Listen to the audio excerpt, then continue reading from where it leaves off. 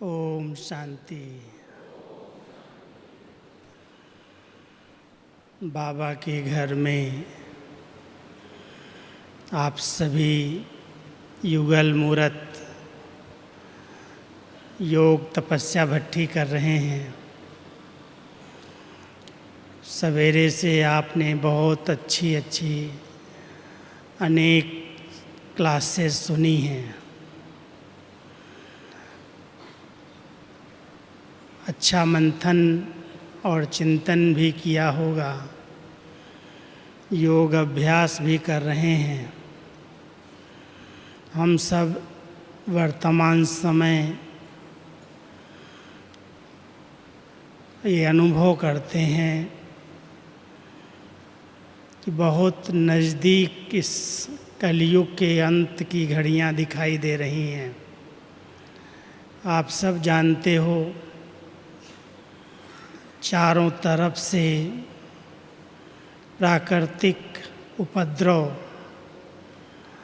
प्राकृतिक रूप से कई ऐसी घटनाएं हो रही हैं और अचानक जो लोगों को परेशान कर रही हैं। आपस में देश को समय प्रति समय धमकी देते, आंख दिखाते, परमाणु शस्त्रों का डर दिखा रहे हैं।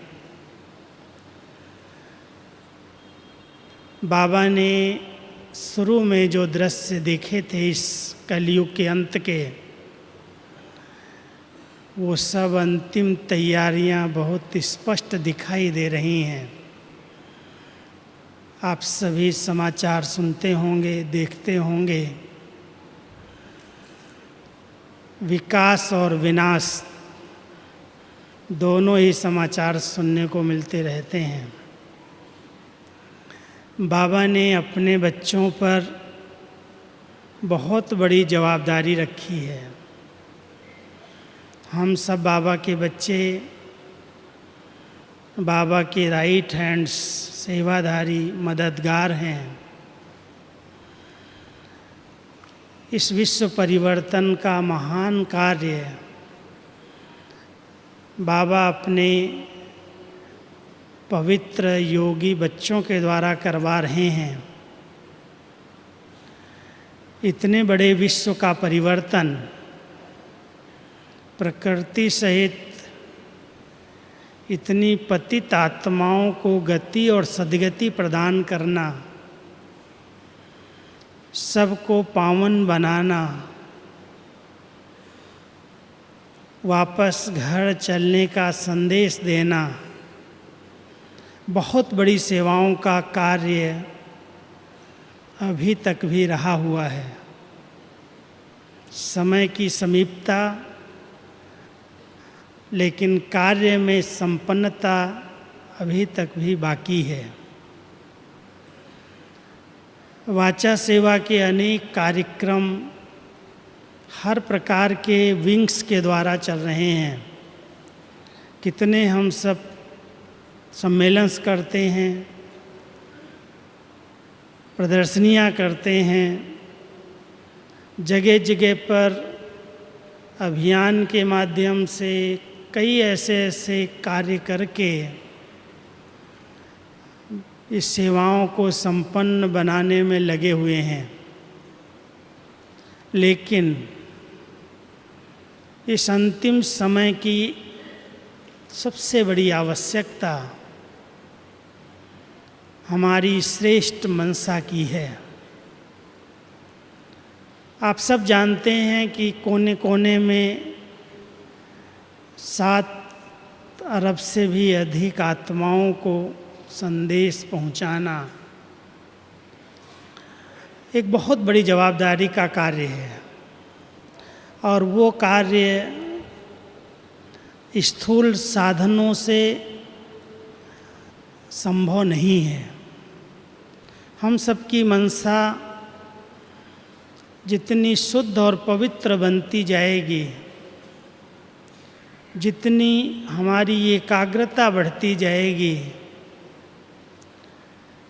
उतनी एकाग्रता मनसा की शक्ति द्वारा दूर दूर बैठी हुई आत्माओं को बाबा की तरफ आकर्षित करेगी। कई आत्माओं को हमारी मनसा के द्वारा साक्षात्कार होने लगेंगे। अब वो अंतिम समय यही हम सबको प्रेरित कर रहा है। मेरे बच्चों, बाबा कह रहा है, मेरे बच्चों, अब इस संकल्प शक्ति के महत्व को समझो। ये बहुत बड़ी महान शक्ति आपके पास है और इस संकल्प शक्ति से कोई भी असंभव कार्य सहज संभव किया जा सकता है। एक स्थान पर बैठे हुए भी कई स्थानों पर मनसा के द्वारा अनुभूतियाँ कराई जा सकती हैं। प्राचीन ऋषि मुनियों के भी अनुभव रहे हैं। एक स्थान पर बैठकर तपस्या में लीन होकर कई स्थानों पर प्रकट हो जाते थे। उनको अनुभव करा देते थे कि हम आपके साथ हैं। अब हम सब बच्चों को बाबा यही प्रेरणा दे रहे हैं। हे मेरे तपस्वी योगी बच्चे, समय की आवश्यकता है। मन और बुद्धि की एकाग्रता से बहुत रहम दिल मर्सीफुल की वृत्ति द्वारा इस संसार में बढ़ते हुए दुख और अशांति के वायुमंडल को शांति प्रदान करने की सेवा करो। कौन कौन मनसा सेवा करना जानते हैं? हाथ उठाएंगे? सभी हैं? करते हो? समय निकलता है मनसा सेवा के लिए? देखना।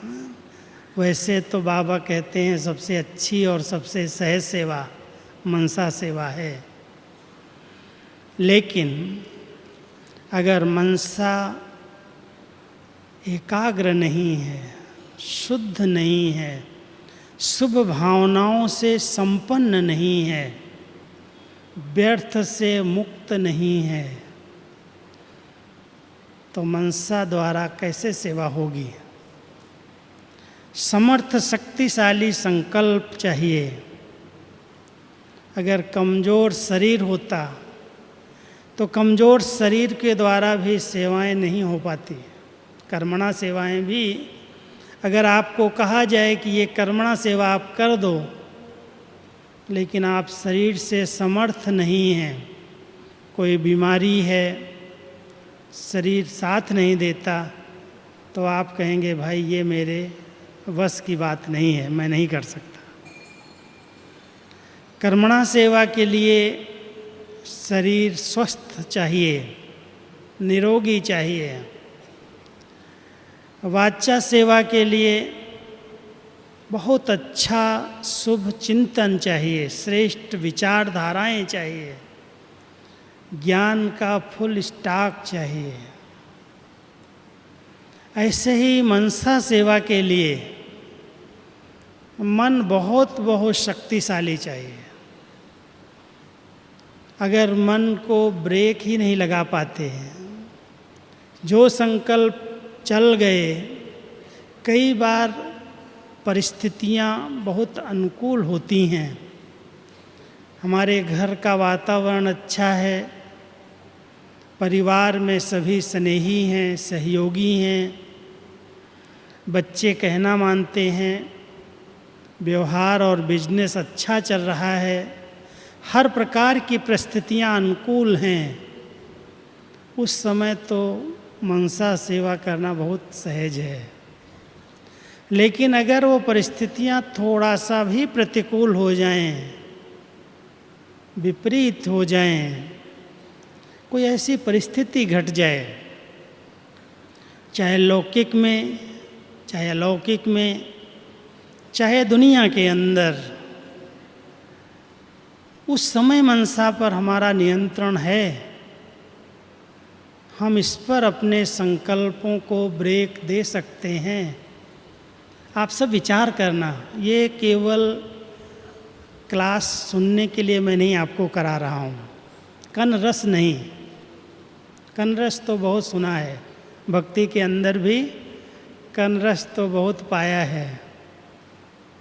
आप सब एक विचार करके देखना कि अगर कोई भी परिस्थिति मेरे अनुकूल नहीं है, कहीं पर मेरी ग्लानि हो गई, कहीं पर मतभेद हो गए, कहीं पर टकराव की स्थिति बन गई, कहीं कोई स्थूल में बिजनेस में घाटा पड़ गया, कोई नज़दीक का प्रिय संबंधी बिछुड़ गया, कोई ऐसी घटना घट गई, क्या उस घटना के बीच में, उस परिस्थिति के बीच में मैं अपने संकल्पों को एकाग्र कर सकता हूँ? प्रश्न करो अपने आप से। ये संकल्प उस समय रुकते हैं या रात भर नींद फिटा देते हैं, या चलना शुरू हो जाते हैं तो उस पर ब्रेक ही नहीं लगती, सिर भारी हो जाता है, टेंशन बढ़ जाता है, खुशी गायब हो जाती है, छोटी सी पेपर, छोटी सी बात आ गई। आज हम जिस क्लास में जाते हैं, जहाँ हम अपना तन मन धन समय श्वास सफल कर रहे हैं, अगर उन बहनों के द्वारा, उन निमित्त आत्माओं के द्वारा मुझे सम्मान नहीं मिला, अगर उन्हें ठीक तरह से मेरे से वार्तालाप नहीं की, यदि उन्होंने कोई ठीक व्यवहार नहीं किया जो आपके मन पसंद नहीं है, उस समय आपकी मन की स्थिति क्या होती है? किस प्रकार की मन के अंदर हलचल पैदा होती है? क्या आप उस समय उस परिस्थिति को डोंट केयर कर सकते हैं? करते हैं? या चल जाता है, क्या करूं, ऐसी घटना थी, ऐसी बात थी, कभी सोचा ही नहीं था ऐसा भी मेरे साथ होगा। ऐसे समय पर अपने आप को चेक करना कि संकल्पों की गति विपरीत परिस्थितियों में कैसी रहती है। अगर एक सेकंड में उस समय ब्रेक दे सकते हैं, फुल स्टॉप लगा सकते हैं, तो समझ जाओ ये संकल्प मनसा सेवा के लायक है। अगर संकल्प पर ब्रेक ही नहीं लगती, जो आया वो संकल्प चलते रहते हैं, उत्तेजित होते रहते हैं, जो सामने आ गया उसके आगे सुनाना शुरू कर देते, इधर उधर उस बात को फैलाना शुरू कर देते, तो क्या आप समझते हो कि हम मनसा सेवा कर सकते हैं? इतना सहज नहीं है, बहुत बड़ी सब्जेक्ट है। इस पर विचार करना आप सभी। योग भट्ठी में आए हो, कितना समय हम मन और बुद्धि को एकाग्र कर लेते हैं। कहा जाए एक सेकंड में इस साकार वतन से अव्यक्त वतन में चले जाओ, अव्यक्त ड्रेस को छोड़ करके मूल वतन में चले जाओ। जा सकते हैं? या युद्ध चलती है, समय जाता है, योग ही नहीं लगता है। आप प्रवृत्ति वालों का क्या हाल है? बहुत जवाबदारियां हैं आपके ऊपर। हम कुमार समर्पित तो फ्री हैं इन बातों से। मैं समझता हूँ आपके ऊपर हमसे अधिक जवाबदारियां हैं। परिवार है, गृहस्थी है, बिजनेस है, नौकरी है, बच्चे, परिवार पलाना, जन्म दिया, पालना दी, पढ़ाना है, शादी ब्याह करना है, व्यवहार निभाना है, बहुत सारी जवाबदारियां आपके ऊपर। अब इन जवाबदारियों के बीच में उनको निभाते और संभालते हुए जो समझते हैं कि हम मनसा सेवा के लिए समय देते हैं, वो हाथ उठाओ। अभी इसमें बहुत कम है, बहुत कम है। ऐसे नहीं हाथ उठाना, बाबा देखता है ऊपर से, बाबा की नज़र आप सब के ऊपर है, इसलिए ध्यान से, क्योंकि बहुत सारी अंतिम परिस्थितियाँ अति के रूप में आने वाली हैं। अभी तो बहुत थोड़ी हैं, लेकिन जो भी हमारे पिछले रहे हुए हिसाब किताब हैं, 84 जन्म ही आत्माओं के साथ हमने पार्ट प्ले किया है। भले 21 जन्म तक हमारे कर्म अकर्म बने, विकारों के अधीन होकर के हमने कर्म नहीं किया, इसलिए वो विकर्म और पाप नहीं बने। लेकिन जब से माया की प्रवेशता हुई, हम कल बाबा कह रहे थे सबसे बड़ा डाकू देह अभिमान प्रवेश हुआ, तब से लेकर हमने बहुत सारे गलत कार्य किए इन कर्मेंद्रियों के द्वारा। कितनी आत्माओं को दुख दिया, कितनी आत्माओं को सताया होगा, क्या क्या किया होगा, कितने हिसाब किताब बने 63 जन्मों में। और बाबा कहते हैं बच्चे, ये थोड़ा सा अंतिम समय जब बाबा आपको मिला है, इसमें आपको अपने सब पुराने हिसाब किताब चुकता करने हैं। आत्मा को संपूर्ण पावन बन करके मेरे साथ चलना है। तो जब हिसाब किताब चुकते हैं तो या तो इतना योग का बल चाहिए, इतना आप योग में बैठो, इतना समय दो, इतनी एकाग्रता का अभ्यास करो, जो विकर्म किए हुए पाप योग अग्नि में जल जाएं, आत्मा शुद्ध और पावन बन जाए। या फिर आए हुए हिसाब किताब को कुछ पुण्य कर्म करके सूली से कांटा बना दो। कुछ इतने अच्छे अच्छे कर्म करो जो कोई भी पुराना हिसाब दुआओं के बल से, पुण्य के बल से वो बहुत सहज पार हो जाए। और नहीं तो सजा के रूप में मन भटकेगा, खुशी गायब हो जाएगी, मूड खराब हो जाएगी, छोटी छोटी बातों में अपसेट हो जाएंगे, डिस्टर्ब हो जाएंगे। मनसा सेवा कैसे करेंगे? विचार करना। मनसा सेवा के लिए मन को समर्थ बनाने की ज़रूरत है, बहुत शक्तिशाली। और समर्थ बनाने के लिए मैं आपके आगे 5 बातें रखता हूँ। समर्थ बन जाएगा मन। सबसे पहले, जैसे शरीर को भोजन देते हैं, भोजन और अच्छी खुराक से शरीर शक्तिशाली बनता है, ऐसे ही क्या मैं आत्मा मन को बहुत पौष्टिक अच्छा आहार, चिंतन का बहुत अच्छा चिंतन, बाबा की मुरली से, वरदान से, अच्छी पुस्तकों के अध्ययन से चिंतन अच्छा करके बहुत अच्छा विचार करते, सदा पॉजिटिव चिंतन, बहुत अच्छे अच्छे सकारात्मक विचार मन का भोजन है। करते हो सभी? ध्यान रखना, अगर व्यर्थ और नेगेटिव भोजन इसको खिला रहे हैं टीवी के द्वारा, मोबाइल के द्वारा, इंटरनेट के द्वारा, तो ये मन को अशुद्ध भोजन इसको शक्तिशाली बनने नहीं देगा, बीमार करता रहेगा, परेशान करता रहेगा, उत्तेजित करता रहेगा। इसलिए बहुत शुद्ध और पौष्टिक सकारात्मक चिंतन का भोजन मन को दो, तब ये मन सशक्त और समर्थ बन करके आपका कहना मानेगा, जैसा आप कहोगे कह करेगा। दूसरा, वर्तमान समय शरीर को स्वस्थ रखने के लिए डॉक्टर्स राय देते हैं एक्सरसाइज करो। बाबा अपने बच्चों को मन शक्तिशाली बनाने के लिए ड्रिल सिखाता है, ड्रिल एक्सरसाइज। और वो ड्रिल बीच बीच में अगर 5 बार 3 बार हर घंटे में 1 बार कोई कर ले, बहुत मन सशक्त हो जाएगा, शक्तिशाली, समर्थ, व्यर्थ नहीं आएगा।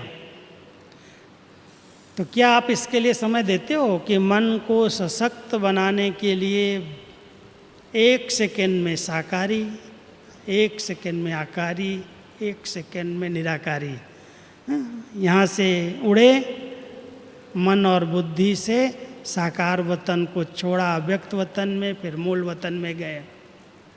ये ड्रिल है। और ये बीच बीच में करते रहो तो मन के अंदर परमात्म शक्तियाँ, परम धाम की शक्तियाँ भरती जाएंगी और ये मन सशक्त और शक्तिशाली बन करके आपके कंट्रोल में आ जाएगा। तीसरा, हर परिस्थिति को देखते हुए या तो सेकंड में उस बात को फुल स्टॉप लगाने का अभ्यास करो। जिसके पास ज्ञान और योग की शक्ति है, जिसने ज्ञान को अच्छी तरह से समझा है, जिसके पास निश्चय का बल है, जिन्होंने अपना साथी स्वयं भगवान को बनाया है, वो कोई भी बात में डिस्टर्ब नहीं होते। Nothing new.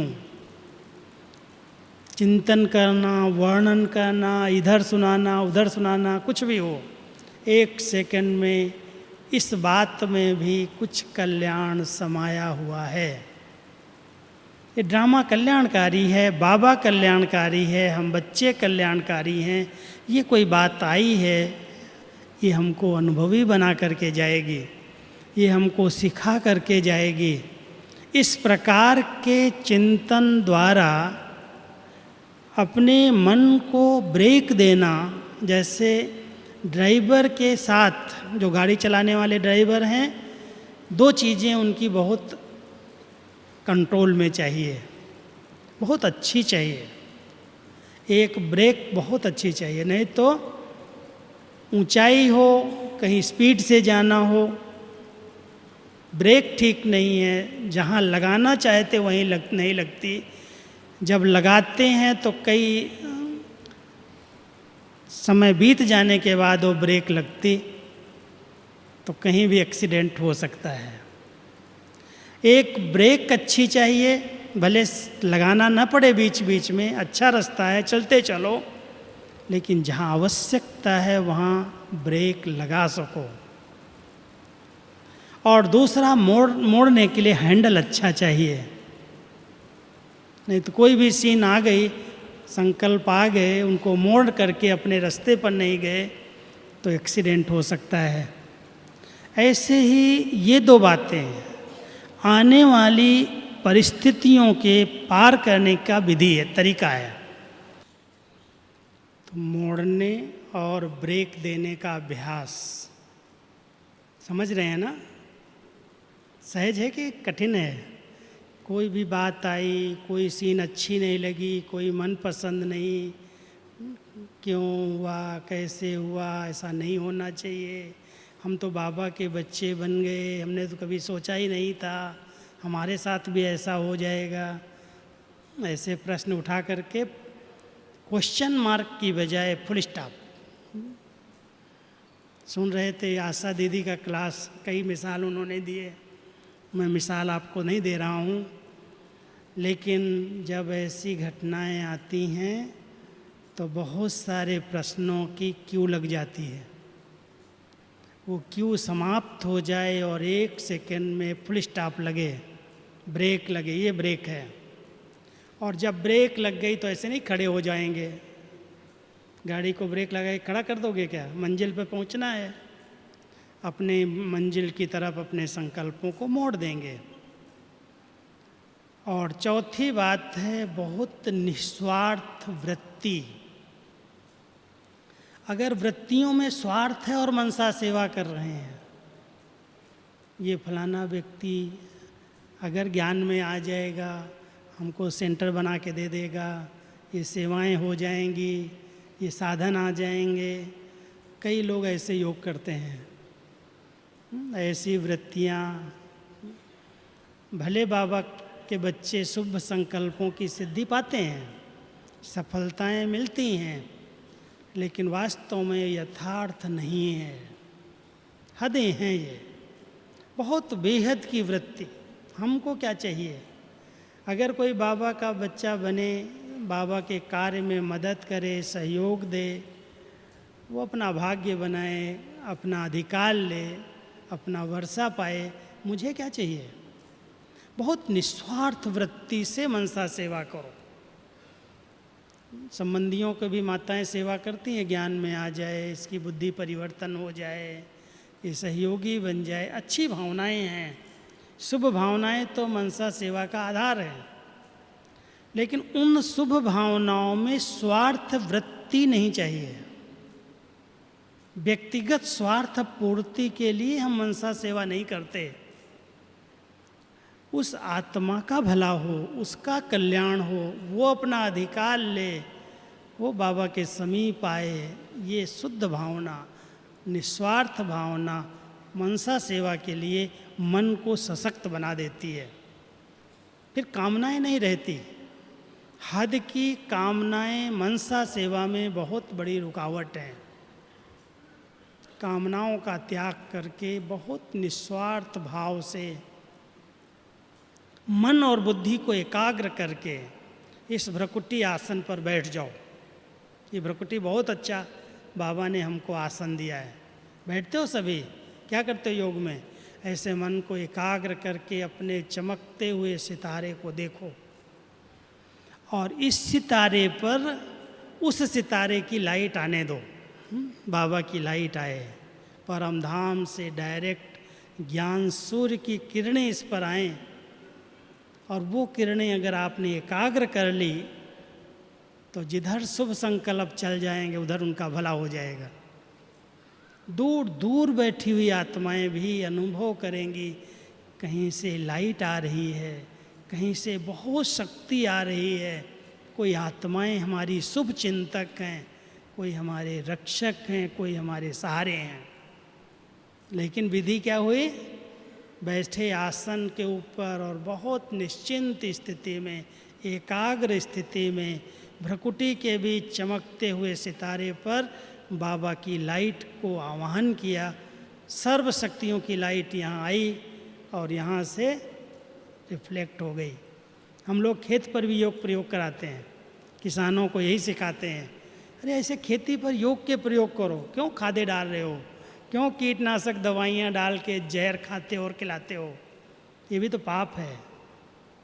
बहुत शुद्ध शाकाहारी भोजन खाने वाले योगी बच्चे क्यों ऐसी खेती करो जो दूसरों का स्वास्थ्य बिगड़ जाए, जमीन के कीटाणु भस्म हो जाए, मर जाएं, ये भी तो हिंसा है ना।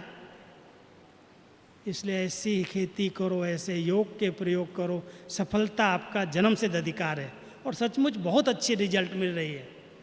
ये प्रकृति के तत्वों को पावन बनाने का बड़ा अच्छा साधन है योगिक खेती।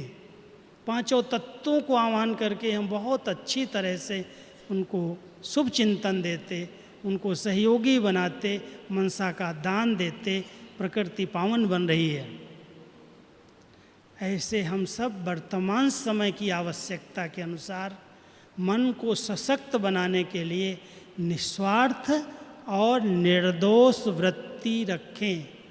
अगर किसी की कमियां, किसी के दोष नोट करके और फिर उसको सुधारने का प्रयास करो, वो सुधर जाएगा क्या? नहीं सुधरेगा, कितना भी उसके लिए योग करो। आपके बुद्धि में उसकी कमियां नोट हैं। क्या सोचते हैं? ये जो मेरा पति, ये जो मेरे बच्चे, ये जो संबंधी है ना, उसके अंदर ये विकार है, ये बुराइयां हैं, ये बुराइयां हैं, और सोच सोच करके फिर सोचते हैं हम इसको योग का दान दें। अब दोष दृष्टि वाला अपने शुभ भावनाओं का सहयोग उस आत्मा को नहीं दे सकता। विचार करना इस पर। हम उनके दोष नहीं देखते, दोष तो हर एक के अंदर हैं। कोई न कोई कमी, कमजोरी, संस्कार, विकार सब में हैं। कौन ऐसा है जो कहे मैं तो पावन बन गया, संपूर्ण बन गया? लेकिन उस आत्मा को बहुत निर्दोष दृष्टि से, चलो किसी विकारों के वशीभूत होकर के, देहाभिमान के अधीन होकर के, पर वश स्थिति के कारण इस आत्मा ने ऐसी गलती कर ली। मुझ आत्मा को इसे शांति का, शक्ति का सहयोग देना है। ये आत्मा बदल जाएगी। बहुत अच्छी आत्मा है, भगवान की चुनी हुई है। ऐसी विशेष शुद्ध संकल्पों की लाइट पहले दो और फिर माइट दो योग की, अपने आप बदल जाएगी। तो योग के प्रयोग की विधि के लिए निस्वार्थ वृत्ति, निर्दोष वृत्ति चाहिए। और फिर साथ साथ हर आत्मा के पार्ट को साक्षी दृष्टा होकर के देखो, साक्षी दृष्टा होकर के, लिप्त होकर के नहीं। हाय हाय इसके साथ ऐसा हुआ, इसके साथ ऐसा हुआ, क्यों हुआ, कैसे हुआ, इन बातों में नहीं जाओ। हर एक आत्मा का अपना अपना हिसाब किताब है और हर एक को अपना हिसाब किताब चुकतू करना है। चाहे वो खुशी खुशी से करे, चाहे रो धो करके चाहे करे, लेकिन करना तो अपने को करेगा। जो किया है वो तो सामने आएगा ही। इसलिए उसके हिसाब किताब को देख करके खुद को निराश और हताश नहीं बनाना। हम उसके उस हिसाब किताब को पूरा करने में बहुत शुभ भावनाओं से ओतप्रोत हो करके, शुभ चिंतन वृत्ति से कि ये इसका हिसाब पूरा हो जाए, मोह से नहीं, लगाव झुकाव से नहीं, लेकिन एक रहम भावना से मर्सीफुल बन करके अपनी वृत्तियों से उस आत्मा को शुद्ध संकल्पों का दान देना। ये है मनसा सेवा। और ऐसी मनसा सेवा की वर्तमान समय बहुत आवश्यकता है। इसके लिए मैं आपको 4 सोमान देता हूँ। याद रखेंगे मनसा सेवा करने वाले, क्योंकि आप सबने देखा होगा जो गांव से आते हैं, मैं कई गांव में जाता हूँ, मैं देखता हूँ गांव के बाहर एक कुल देवी या कुल देवता का मंदिर होता है। कई गांव में होता है, सब जगह नहीं, लेकिन मैंने खास महाराष्ट्र की तरफ देखा कि गांव के बाहर एक बहुत अच्छा मंदिर कुल देवता का होता है, कुल देवी का होता है। तो हर एक इस सोमान में स्थित होकर के बैठो कि मैं इस वंशावली की कुल देवी हूँ, मैं कुल का देवता हूँ, इष्ट देव और इष्ट देवी हूँ। देवी कैसे मंदिर में होती है? मनसा सेवा करने वाले अभ्यास करके देखना। ये मूर्ति है, ये मूर्ति है शरीर, और इस शरीर की मूर्ति में मैं आत्मा चैतन्य बैठी हूँ। जैसे प्राण प्रतिष्ठा करते हैं ना मूर्ति के अंदर, तो इस मंदिर में, इस मूर्ति में ये आत्मा चमक रही है। इष्ट देव आत्मा है, इष्ट देवी है। बहुत सारे भक्तों की मनोकामनाएं मैं पूर्ण करने वाली हूँ। अपनी कामनाएं नहीं होनी चाहिए। अगर आपके अंदर ये कामनाएं भरी पड़ी हैं, इच्छाएं उत्पन्न होती जाती, ये चाहिए, ये चाहिए, ये चाहिए, तो दूसरों की मनोकामनाएं कैसे पूरी कर सकेंगे? विचार करना। बाबा ने हमारी सब कामनाएं पूरी कर दी, कोई हद की इच्छाएं नहीं रही। न किसी से कोई मान चाहिए, न नाम चाहिए, न महिमा चाहिए, न कोई वस्तु चाहिए, न पदार्थ चाहिए, सब बाबा आपने दे दिया। जो आत्माएं संतुष्ट मणि बन करके रहती हैं, जो आत्माएं इच्छा मात्रम अविद्या की स्थिति में रहती हैं, जो तृप्त और संतुष्ट रहती हैं, वो आत्माएं मनसा सेवा कर सकती हैं। वो अनेक आत्माओं की इच्छाओं को पूरा कर सकती हैं, उनकी कामनाओं को पूरा कर सकती हैं, लेकिन बहुत तृप्त स्थिति चाहिए। कभी अपने आप इस सम्मान में रहो कि बाबा आप मिल गए, मुझे सब कुछ मिल गया। ब्रह्मा बाबा को क्या नशा चढ़ा? बाबा आप मिल गए, पाना था सो पा लिया, काम क्या बाकी रहा, है नशा? सबको है ये नशा, रहता है। बाबा आप मिल गए और कुछ नहीं चाहिए, बस कोई हद की कामनाएं नहीं रही, सब कुछ पूर्ति बाबा आपने कर दी। कम से कम प्यार से 2 रोटी खिला रहे हो, कपड़े पहना रहे हो, और क्या चाहिए मुझे? भेंट नहीं करना। जो दूसरों से भेंट करता है वो कभी सुखी नहीं रहता। इसको इतने साधन हैं, इसको इतनी अच्छी गाड़ी है, इसको इतना अच्छा मकान है, इसके पास ये है, इसके पास ये है, मेरे पास नहीं है। बहुत कुछ बाबा ने हमको दिया है, लेकिन कभी कभी अपनी प्राप्तियों को याद नहीं करते और दूसरी की प्राप्ति से भेंट करते, उनकी कामनाएं कभी पूरी नहीं होती, वो तृप्त आत्मा महसूस नहीं कर सकते। तो ध्यान रखना हमारी माताएं, किसी से भेंट नहीं करना। बाबा ने हमें बहुत कुछ दिया, मान दिया, सम्मान दिया, स्वमान दिया और सब प्रकार के साधन और सुविधाएं दे दी। हम तृप्त हैं, संगम पर हैं सभी। जो समझते हो हम सब तृप्त आत्माएं बैठी, हाथ उठाओ, पूछना अपने आप से, ऐसे नहीं हैं तृप्त, सच्ची। ऐसी तृप्त आत्माएं अपने स्वमान में बैठो। हम सारी वंशावली की मनोकामनाएं पूर्ण करने वाली कुल देवी, कुल देवता, इष्ट देवी, इष्ट देव हूँ। बैठ जाओगे, अपने आप भक्त आएंगे आपकी दृष्टि से, आपके शुभ वाइब्रेशन से, आपकी मनसावृत्तियों से संतुष्ट हो जाएंगे, प्रसन्न हो जाएंगे।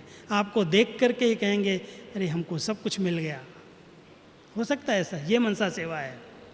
दूसरा एक सम्मान लो। हम इस कल्प वृक्ष के तने में बैठे हुए पूर्वज आत्माएं हैं। हमारा बाबा ब्रह्मा बाबा ग्रेट ग्रेट ग्रैंड फादर है। शिव बाबा गॉड फादर है, आत्माओं का पिता है। लेकिन ये पिताओं का पिता, दादा का दादा, परदादा, जितने धर्म, जितनी शाखाएं, जितनी टाल टालियाँ निकली हैं, उन सब का पिता कौन? बोलो कौन? ब्रह्मा बाबा, आदि पिता, Prajapita Brahma, great great grand father. और उसके साथ हम उसकी वंशावली ब्राह्मण कुलभूषण आत्माएं, बहुत ऊंचे समान में बैठो। हम ब्राह्मण कुलभूषण आत्माएं इस कल्प वृक्ष के तने में बैठी हुई तपस्वी आत्माएं हैं, पूर्वज आत्माएं हैं। और मुझ पूर्वज आत्मा के द्वारा सर्व आत्माओं को शक्तियों का जल मिलता है। अब जब सवेरे योग करना ना, 15 मिनट इस स्थिति में बैठ जाओ।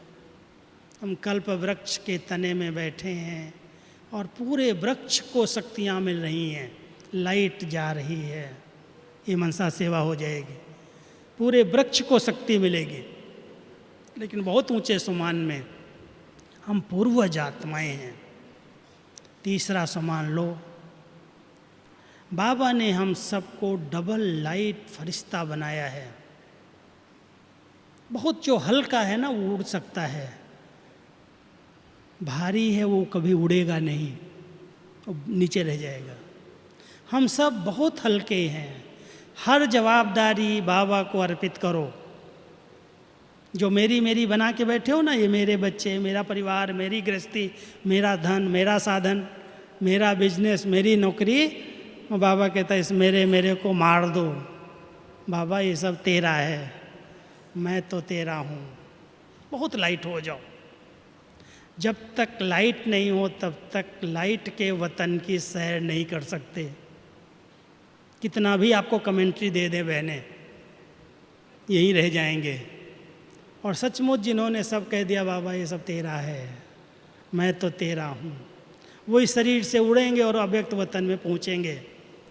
और बाबा भी आह्वान कर रहा है, बच्चे अंतिम समय समीप है, आओ मेरे वतन में। और वतन से बैठ कर के ऊपर से बच्चों को सकाश दो, ऊपर से लाइट फेंको, नहीं तो इस साकार दुनिया के दुख दर्द में दुखी हो जाओगे। इसलिए चले जाओ बाबा के वतन में। मैं डबल लाइट फरिश्ता हूँ। बाबा ने हमें सबका रक्षक बनाया है। मेरा कोई से रिश्ता नहीं। मैं अर्शवासी नहीं, मैं फर्शवासी नहीं, मैं अर्शवासी हूँ। पाँव हमारे धरनी पर नहीं। ऐसी जब डबल लाइट स्थिति बनेगी तब फरिश्ते स्वरूप से ऊपर बैठ कर के दूर दूर की आत्माओं को आप इमर्ज करके शक्तियों की सकाश दे सकते हो, लाइट दे सकते हो। कभी बाबा के साथ ऊंची पहाड़ी पर खड़े हो जाओ।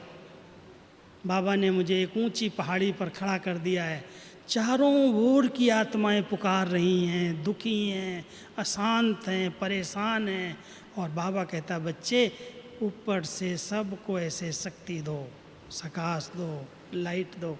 ये मनसा सेवा है। रोज कम से कम 15 मिनट तो करो।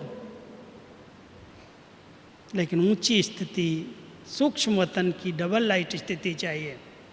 और चौथी, बाबा कहता आ जाओ बच्चे मेरे मूल वतन में, बीज स्वरूप स्थिति में बैठो, और परम धाम की ऊंची स्थिति में बैठ करके फिर उल्टे वृक्ष को लाइट दो। ऊपर से सारे वृक्ष को लाइट जा रही है। एकदम एकाग्र चित्त होकर के, सब संकल्प शांत हैं, हलचल नहीं है, लेकिन आत्मा बहुत आनंदित है। जो योग का अभ्यास करते हैं ना, वो इस अभ्यास को और आगे बढ़ा सकते हैं। एकदम मूल वतन की बीज स्थिति में बैठ गए बाबा के पास। ज्ञान सूर्य की किरणें आई और सर्व शक्तियों से संपन्न आत्मा चारों तरफ पूरे ग्लोब को लाइट दे रही है। ये मनसा सेवा की प्रैक्टिस करो, बढ़ाओ इसको। अब ये समय की आवश्यकता है, क्योंकि अंत समय में चारों तरफ बहुत हाहाकार होने वाला है। हाय हाय हाय हाय की चारों तरफ से एकदम, जैसे जब आग लगने वाली होती ना, जब भट्ठी में आग भड़कने वाली होती है तो पहले क्या होता है, धुआं निकलता है। बहुत अच्छा एकदम ऐसा धुआं होता है जो सब की आंखें चौधा जाती हैं, मूंझ पैदा होती है। ये समय वही चल रहा है। चारों तरफ से कोई रास्ता जब नज़र नहीं आएगा, लोग मूंझ जाएंगे, अब क्या करें, अब क्या करें। आग भड़केगी, लेकिन भड़कने के पहले का दृश्य बड़ा दर्दनाक है। इस दृश्य के अंदर हम सब आत्माएं जिनकी मूंझ नहीं है, जिनके अंदर कोई व्यर्थ नहीं है, जो बाबा मिल गया खुश रहते हैं, खुश नसीब हैं, वो खुश नसीब आत्माएं बहुत प्रसन्न चित्त स्थिति में रह करके बाबा के पास बैठ करके ऊपर से सबको सकाश देती हैं, लाइट देती हैं। बाबा इनके सब दुख दर्द दूर हो जाएं, ये सब मुक्त हो जाएं, ये अपने मुक्ति धाम में आ जाएं। तो ऐसी शुभ भावना, ओतप्रोत, बहुत रहम, ऐसी रहम दिल आत्माएं, शुभ चिंतक आत्माएं, निर्दोष वृत्ति वाली आत्माएं एकाग्र चित्त होकर के जब बैठ जाती हैं, तब मनसा से शक्तियाँ फैलना शुरू हो जाती हैं। तो ये चारों समान याद रख करके ऐसी एकाग्रता का अभ्यास करो जो आपके मन और बुद्धि की एकाग्रता से ये वायुमंडल चेंज हो जाए। लोग दूर दूर तक बैठे हुए अनुभव करें कि कोई फरिश्ते हैं दुनिया में जो हम सबको मार्ग दिखा रहे हैं। हम सब के सहारे दाता बन जाएं, मुक्ति दाता बन जाएं। अब बाबा चाहता है बच्चे, बहुत अंतिम घड़ी दर्दनाक है, अंत की घड़ी अति की ओर जा रही है। हर विकारों का फुल फोर्स है, प्रकृति के तत्वों का फुल फोर्स है, हिसाब किताब चुकतो होने का फुल फोर्स है। हर एक दूसरे के साथ बदला ले रहा है, बहुत गलत संस्कार स्वभाव इमर्ज हो रहे हैं। ऐसे समय में हम सब बाबा के बच्चे जिनको भगवान की छत्र छाया मिली है, कितने भाग्यवान हैं। अनुभव करते हो कितने भाग्यवान हैं जो भगवान की डायरेक्ट छत्र छाया के नीचे हैं। हम सब बहुत सेफ हैं, बहुत सुरक्षित हैं। और ऐसी सुरक्षित आत्माएं बहुत निश्चिंत हो करके, एकाग्रचित्त हो करके, मर्सीफुल बन करके बाबा के साथ बैठ करके सारी आत्माओं को इमर्ज करो और मनसा से दान दो शक्तियों का। इसकी ज़रूरत है। वाचा से तो ज्ञान सुना लिया, बहुत सुनाते हैं दूसरों को, कोई मिलेगा सुनाए बिना नहीं रहेंगे। लेकिन बाबा चाहता है कि मेरे बच्चे अभी इस मनसा सेवा के अभ्यासी बने और मन को सशक्त बना करके रहें। कोई भी बात आ जाए डोंट केयर करके, समर्थ और शक्तिशाली स्थिति में रहो और दूसरों को भी समर्थ बनाओ। कमज़ोर को और नहीं धक्का लगा दो, उसको बचाओ, उठाओ। तो ऐसे समस्त समर्थ बन करके मनसा सेवा करनी है, ठीक है।